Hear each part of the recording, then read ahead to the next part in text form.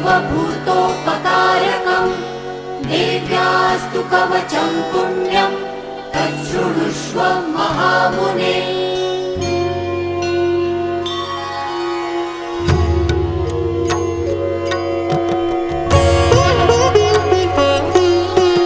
प्रथमं शैलपुत्री च द्वितीयं ब्रह्मचारिणी तृतीयं चन्द्रघण्टेति कूष्माण्डेति चतुर्थकम् पञ्चमं स्कन्दमातेति षष्ठं कात्यायनीति च सप्तमं कालरात्रीति महागौरीति चाष्टमं नवमं सिद्धिदात्री च नव